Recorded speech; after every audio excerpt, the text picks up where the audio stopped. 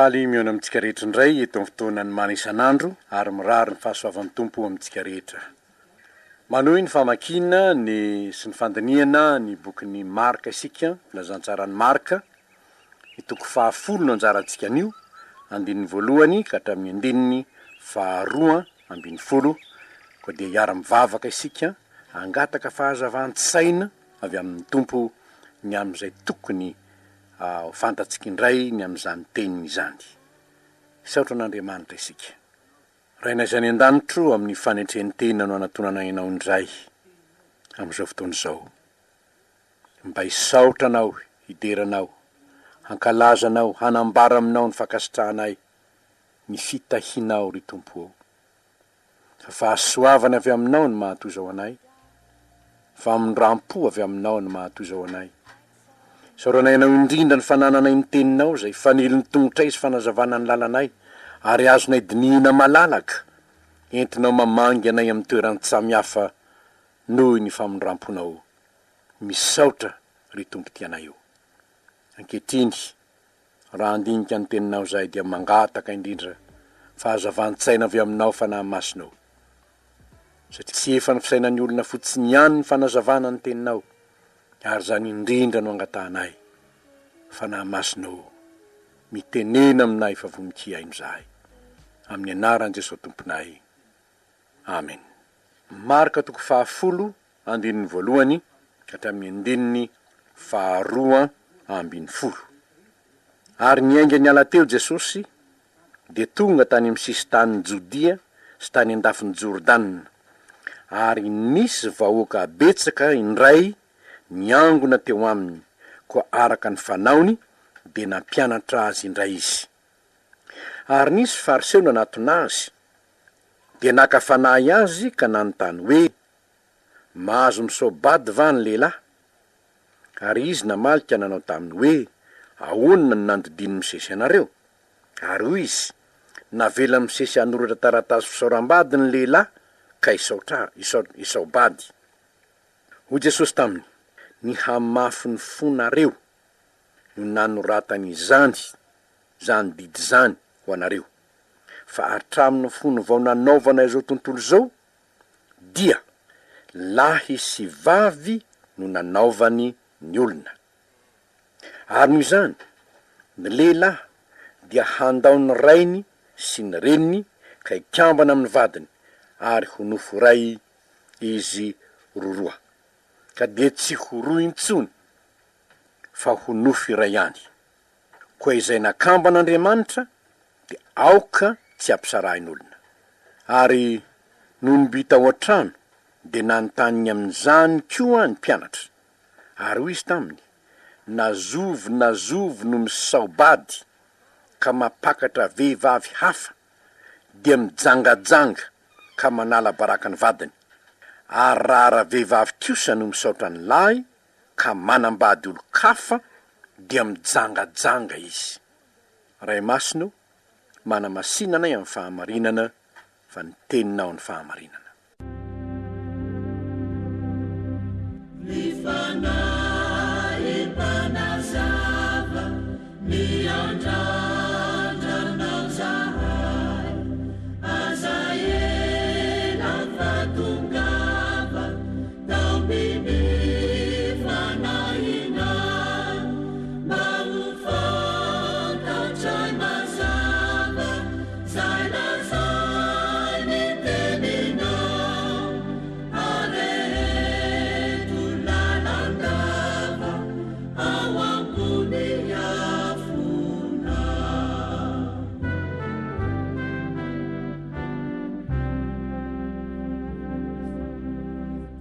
Misy fahamarinana efatra havotratsika avy amin'izay voalaza teo.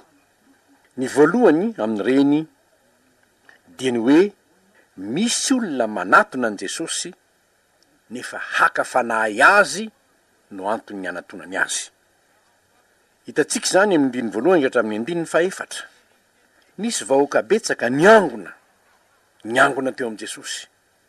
Rehefa tonga tao amin'ny sisy tanin'ny Jodia Jesosy, tany andafiny Jordana, de misy betsaka satria betsaka ny olona de nanatona azy de fantatra Jesosy fa mila ampianariny reo olona reo de nampianatra azy araka ny fanaony izy. Saingy zao tao anatin'ireo olona reo nisy fariseo. Inona kosa ny nanantonany an'i Jesosy? Ny haka fanahy azy, zany ny nanantonany azy. Tsy ny hainy fampianarany, fa ny amandrika azy. De mipetraka amintsika ny fanontaniana. Inona moa no antony enontsika tenin'Andriamanitra? Inona no antony? Tahaka ny vahoaka te hiainy ve? Sa tahaka ny fariseo mba ho kritikena, mba ho kianina ny tenin'i Jesosy, mba ho tsikeraina rehefa avy eo, ho toerina rehefa avy eo? Ny tsirairay avy ny tsy maintsy mandiny tenany amin'izany. Raha miainy mana isanandro ianao, inona ny tena mba mampangetaetanao no enonao mana isanandro? Hitady zay teny disy ve sendrambaran'ny mpanompon'Andriamanitra na miainy tenin'Andriamanitra na iza izy? Hitsikera zay mety ho teny disy ve? Haka fanahy tahaka ny nataon'reto fariseo reto ve? Sa kosa mangetaeta marina ny fahamarinana ianao? Izao manko, raha mangetaeta marina ny fahamarinana ianao, de faly aho milaza aminao fa ho tanteraka aminao ny tenin'ny Tompo hoe sambatra ny nona sy mangetaeta ny fahamarinana, fa izy no vokisana. Ary raha mankatony tenin'Andriamanitra ianao, de ho tanteraka aminao koa ny torolalana nataon'ny Tompo mba hiadina amin'ny fahantrana. Raha miainy tsara ny feon'ny Jehovah Andriamanitra ao ianao, ho tahiny ianao raha miditra, ho tahiny ianao raha mivoaka, ho tahiny ianao ao an-tanàna, ho tahiny ianao any an-tsaha. Tenin'ny Tompo anie zany. Aoka tsy hiala ao am-bavanao ny teniko. Saintsaino andro manalina anaovanao arak'izay voasoratra eo, fa amin'izany hahalavorary ny lalanao ianao sady ambinina. Ka tsao aloha ny fanjakan'Andriamanitra sy ny fahamarinany hanampo anareo amin'ny zavatra rehetra. Andriamanitra zay tsy niaro ny zanany lahy, fa nomeny hamonjy antsika rehetra izy, tsy omeny antsika miaraka amin'ny maimaim-poana kova ny zavatra rehetra. Izany rehetra zany ny fampanantenana omen'Andriamanitra ho an'izay mangetaeta ny fahamarinana. Dia ny tenin'Andriamanitra izany. Koa tsy ho isan'izay miainy tenin'Andriamanitra itsikeraana na ho toerina ny ianao tahaka ny toetsainy reto fariseo reto, fa isan'ny olona angetaeta sy nona ny fahamarinana ianao, de ho vokisan'ny Tompo ny fanahinao.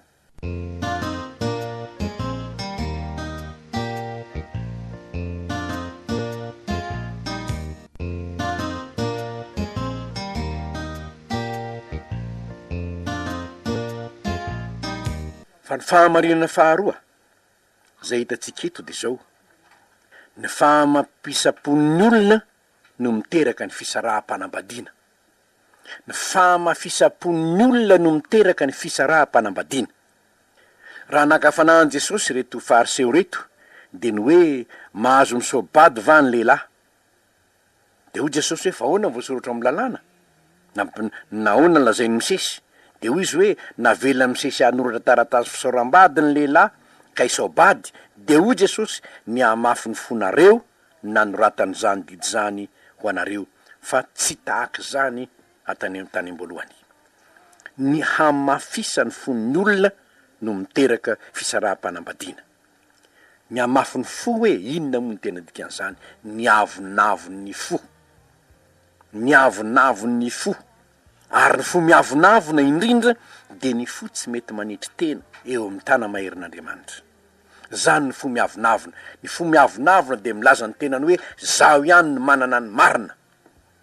Ary zany eneny mampikorotana ao tokantrano ao e. Samy mievitra ny tena no manana ny marina ny mpivady, de farany mifandona, miady, mifandroka, misaraka. Hamafy ny fonareo no miteraka fisaraha-panambadiana ho Jesosy. Zao nefa mivolaza, zao no lazain'ny fariseo hoe neken'ny Mosesy ane zany, hoe manomeza taratasy fisoram-bady. Zany de neken'ny Mosesy zany. Raha nino lazain'ny Mosesy tamin'io ry havana, ao amin'ny Deuteronomiato 7:2 de izao ny marina. Raha eo am-pelantananao ange ny Baiboly e, satria mihaino mana isanandro ianao, tsara raha mahana Baiboly eo am-pelantanana. reo ampelantananao ny Baiboly de jereo fa izao ny voasoratra amin'ny lalàny misesy. Raha misy lehilahy makavadika mampakatra azy ary tsy tiany intsony raha vehivavy nohony ahitany fahalotoana eo aminy, de aoka hanolotra taratasy fisaoram-bady ho andra vehivavy izy ary hanolotra izany eo an-tanany ka hampiala azy ao an-tranony. Izay le hoe taratasy fisaoram-bady. Naninona no nisaorany satria tsy virjiny intsony, efa maloto, tsy virjiny intsony, ka tsy tiany zany le vehivavy, efa nitsakitsahan'olona, efa nilotoin'olona, efa voaloton'olona zany ty. Izany manko ny testamenta vaovao, testamenta taloha, hoe mandoto ny filazan'ny olona tsy vady nefa mijangajanga amin'ny zazavavy virjine, mandoto, zany ny filazany azy.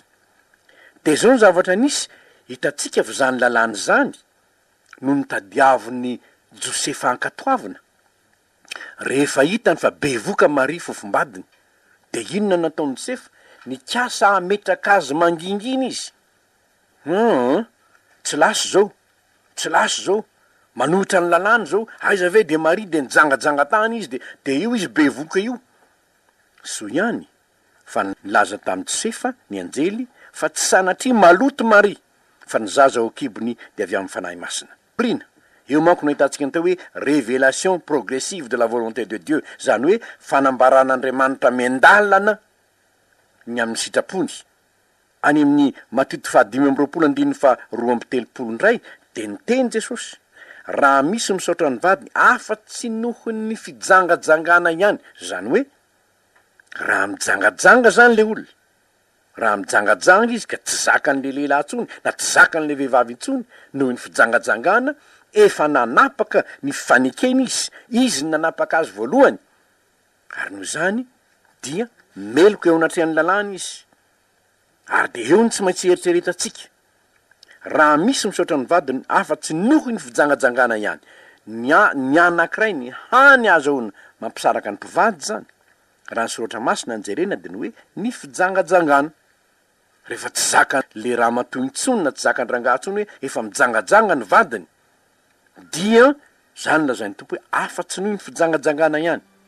Ary Paoly apôstôly any amin'ny Korintianina 1:7 dia manoratra izao teny izao. Korintianina 1:7 ka ny andininy manomboka amin'ny andininy 9 izy no miresaka ny amin'ny fanambadiana. Fa hitatsika angamba efa hitany maro aminareo fa ny hoe raha ny tsy mino ny miala, aoka izy hiala, na raha lahy na anabavy de tsy voafehy am'izany, fa Andriamanitra efa niantso antsika ho amin'ny fihavanana. Raha ny tsy mino ny miala nakaiza, lasa nijangajanga, lasa nanaraka lehilahy hafa na nanaraka vehivavy hafa, de noho ny voasoratra hoe tsy voafatotra am'izany ny lahy na ny vavy. Eo ary havana, de anjarany tsirairay avy no mandiny tenany amin'ny fiainany, fa ny fahamafisapon'ny olona no miteraka fisaraha-panambadiana, fa tsy mba izany ny programan'Andriamanitra hatrany am-boalohany. Ho hitatsika amin'ny famarana izao fanazavana izao, izany fahamarena fahaefatra zany. Fa eto de tiako ny mamerina eto ny lalam-panorenan'ny fanambadiana hatrany am-boalohany araka ny ambaran'i Jesosy sy voalaza ny soratra masina raha teo. Izao ny nambaran'ny tompo ny amin'ny lalam-panorenan'ny fanambadiana amin'ny andininy 7 amin'izay voasoratra teo. Ary noho izany ny lehilahy dia handao ny rainy sy ny reniny, ikambana amin'ny vadiny, ary ho nofo iray izy roa, ka de tsy ho roa intsony fa ho nofo iray ihany. Ary am'izany ny lehilahy dia handao ny rainy sy ny reniny, hikambana amin'ny vadiny, ho nofo iray izy roa. Ahoana moa izany? Mandao, manana ny maha izy azy, manana ny indépendance, fahaleovantenany, dia hikambana amin'ny vadiny. Fikambana amin'ny vadiny io, lasa maka ny vadiny izy, fantatry ny ray aman-dreny hoe io ty ary dada sy mama, ty aho hanambady aho, fantatrareo efa zao ny asako, manana ny maha izy aho, hikambana amin'ny vadiko aho, andao ianareo hangataka azy, andao ianareo hanao ny raharaha, atao ny raharaha, atao ny fanambadiana, soratana ny fanambadiana, ny aliny fisoratam-panambadiana de anjary ho nofo iray, eo vao misy ny firaisana ao amin'ny fanambadiana.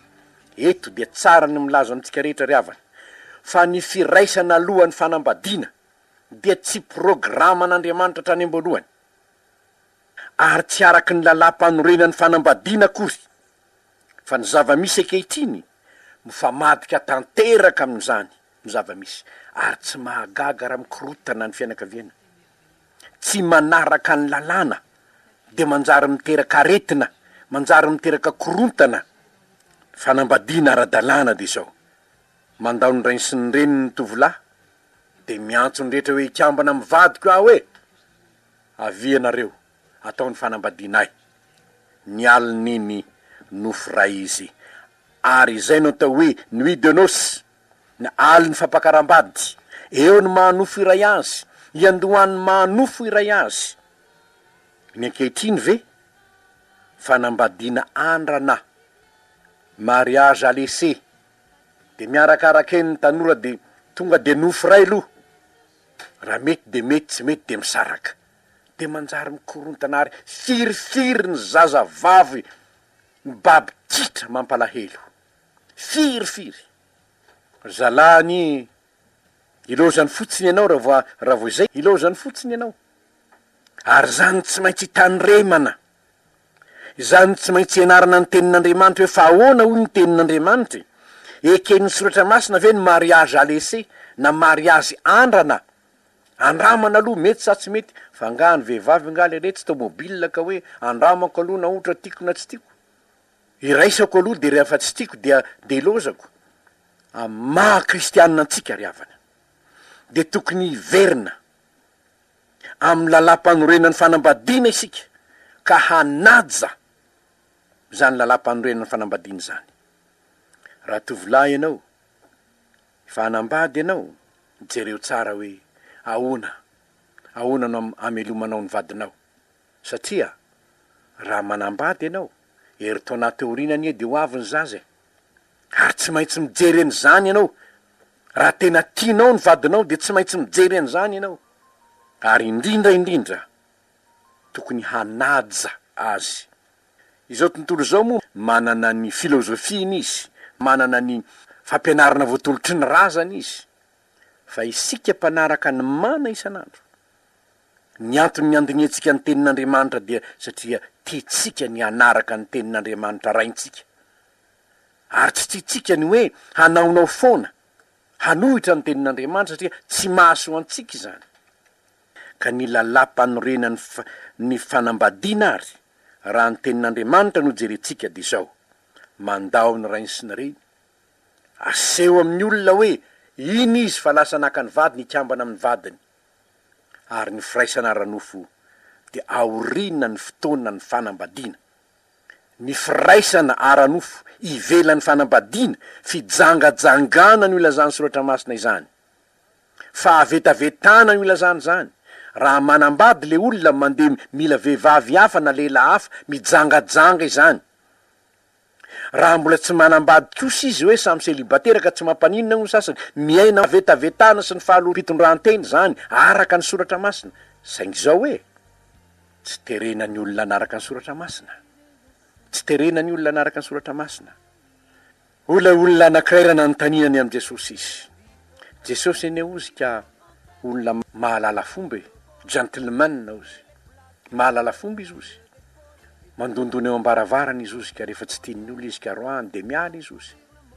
Fantatry zao ny tenin'Andriamanitra, mazava zao ny tenin'Andriamanitra, fa hoy ny olona maro, eny zany zay ny tenin'Andriamanitra, fa ny azo zao no hevitro ka de izao ny any ataoko fa zay leny aleny. Eny ary ny tompo zay leny aleny, zay afafin'ny olona nojinjany. Fa ny malahelo ahy laza aminao fa raizany ny fiteninao hoe ho malitsika de niresaka fa misy ny helo. Angamba ianao hoe ny anao ko pasteur helo lavo zao, helo lavo vao. Eny ka misy anie ny helo misy ny helo. Ary firifiry ny olona maty isanandro, na nijeretsika amin'ny gazety Midi Madagasikara fotsiny ihany aza.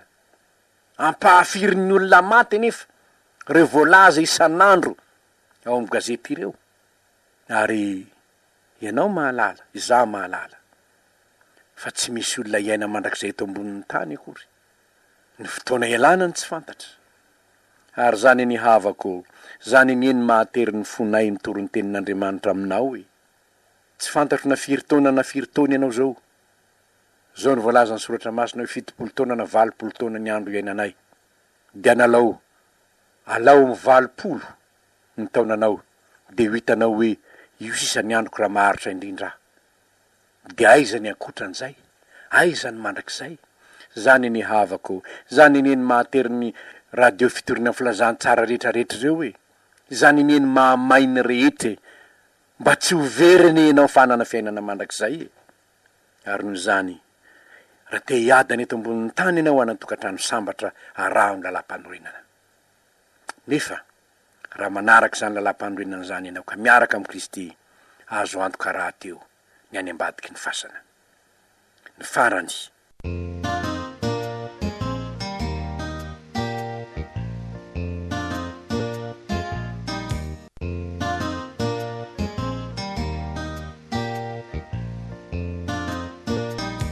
izay nakamban'Andriamanitra ko tosarahin'olona, halan'i Jehovah ny fisaraha-panambadiana, halan'i Jehovah zany, tsy tiany zany. Ndraindray anefa misy mihitsy ny akohona ny mpivady na ny lahy na ny vavy mampisaraka an'ireo mpivady reo. Misy ray aman-dreny mampisaraka ny zanany. Misy ny zobavo na zoda mitsofoka eo anelanela ny mpivady de manjary mampisaraka ny mpivady. Halan'i Jehovah ane zany, halan'i Jehovah zany. Ny vady eno de lova avy amin'ny Jehovah, ny Ohabolana 7:20. Mahazo zavatso sady mahita sitraka avy amin'ny Jehovah zay olona manana vady, manambady. Zany voalaza ny tenin'Andriamanitra. Ary raha lova avy amin'ny Jehovah izy, iza moa no ampisaraka azy? Iza? Ny zavatra anankiray nefa zao ry havana, ny nanoaran'ny tompo ny kristianina, fofombadin'ny Kristy nanoarany azy. Ary milaza ny Apokalipsy 7:7 fa ho avy ny fampakaram-badiny zanak'ondry. Iza reo ampakariny reo? Izay rehetra nanaiky ny fitiavan'ny Kristy, izay rehetra ny donondony ny varavarana ka namony varavarana. De ambaran'ny Paoly hoe nataoko fofombadin'ny Kristy ianareo mba hatolotra tahaka ny virjinina madio ho an'ny Kristy. Ary zany ny tena fifaliana ry havana. Tena ohatra tsara ny nilazana hoe tahaka ny fofombadin'ny Kristy, izay rehetra nanaiky azy, ny donondony ny varavarana ka nandray azy. Ary inona no andrasan'ny Kristy? Inona koa no andrasantsika? Ianao zay efa nanaiky an'i Kristy, ho avy zay fampakaram-badiny zanak'ondry zay, ho avy zay fotoana zay, ambara-pahatongany anefa, inona no ataon'i Kristy? Mijery zavatra ilain'le fofombadiny izy, manomana le fofombadiny izy. Ianao mihevitra fa rehefa nanolo tena ho an'i Kristy ianao, de tsy manara-maso anao Jesosy tompo? Tsia tompoko, tsia. Rehefa nanaiky ianao nandombaravarana tao aminao izy, ka namony fona ho azy ianao, de zao ny voasoratra hoe ianao efa niantso ny anaranao aho, ianao efa vitako tomboka avatsy eo amin'ny ampelantanako ianao. Tsy misy maharomboka zay ampelantanako. Sambatra ne zany olony zany. Inona ndray ny tediavina mihoatra noho izany? Reo ary ny fahamarina azitsika notsongaina androany ry havana. Aza mba ho isan'izay olona aka-fanahin'ny tompo no inona ho tenin'Andriamanitra fa aoka ny etaeta fahamarinana mba ho voko ny fanahinao. Ary enganie ka nisan'izay olona anaraka ny lalam-panorenana ny fanambadiana ianao, mba hanana fanambadiana sambatra ianao ety an-tany, ary andova fiainana mandrakizay raha miala ety. Ho an'Andriamanitra ny voninahitra hivavaka sika. Misotranao zay raha eo noho ny famindramponao nampianarinao androany indray tamin'ny teninao. Tompo enganie ka ho etaeta-pahamarinana no amen'ny fony zay rehetra ny aino ny teninao, ary ankatoy izany izy de ianao Kristy tompo no andamina ny fiainany, satria ianao no efa nanaiky ho toy ny fofombadiny zay rehetra nanokatra ny fony ho anao.